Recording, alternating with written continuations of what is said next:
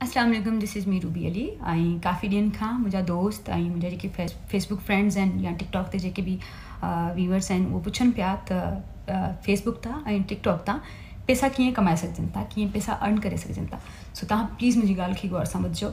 जेकॾहिं तव्हां फेसबुक तां पैसा कमाइणु चाहियो था, मुंहिंजी ॻाल्हि में फेसबुक पेज जेके आहिनि में बि पाकिस्तान में हाणे मोनोटाइज़ थी वियो आहे, पर जेकॾहिं पाकिस्तान में मोनोटाइज़ न थियो त कोई बि तव्हांजो रिश्तेदार, दोस्त, कोई बि साथी, कोई बि जेको ॿाहिरि मुल्क में आहे उनखे तव्हां पंहिंजो पेज ॾेई छॾियो, हुतां हू मोनोटाइज़ कराए छॾींदा। हुते जो नंबर विझी करे सभु शयूं डिटेल विझबी आहे, विझी करे लोकेशन, उन खां पोइ तव्हांजो पेज मोनोटाइज़ थी वेंदो। हुन खां पोइ तव्हां कोशिशि कयो त हुन ते कुझु माण्हू ॾिसण जहिड़ा हुजनि ऐं तव्हां अहिड़ियूं वीडियोज़ अपलोड कयो जीअं तव्हांखे लॻे थो त तव्हां सुठो ॻाल्हाए सघो था, तव्हां में ॻाल्हाइण जो ॾाढो सुठो टैलेंट आहे, तव्हां सुठो माण्हुनि खे गाइड करे सघो था, शयूं ॿुधाए सघो था, तव्हां ॻाल्हायो।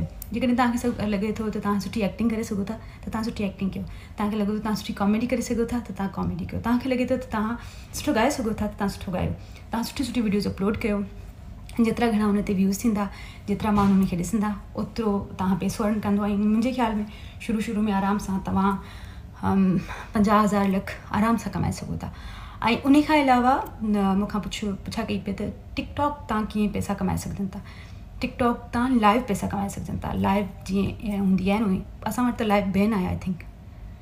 ऐं असांजे हुक्मराननि जो वस पुॼे न त असांजे साह खण ते बि पाबंदी लॻाए छॾनि, साह खण ते बि बैन करे छॾनि त साह छो था खणो यार। प्लीज़ सभ खां पहिरीं हुकूमत खे अपील आहे त बैन खोली वञे जीअं माण्हू पैसो कमाए सघनि। सो तव्हां लाइव अची करे पैसो कमाए सघो था, पर जेकॾहिं हुकूमत पोइ बि शर्म नथी ऑन करे टिकटॉक लाइव त तव्हां छा कयो, ॿाहिरि कंट्री जी कोई बि सिम, कंहिं बि मुल्क जी बंदि सिम तव्हां आराम सां पंहिंजे मोबाइल में विझो। जॾहिं तव्हां पंहिंजे मोबाइल में विझंदो त पोइ ॿिए मोबाइल तां तव्हां या वाईफाई कनेक्ट करे उतां तव्हां आराम सां लाइव अची करे गेम्स खेॾो, माण्हुनि खे एंटरटेन कयो।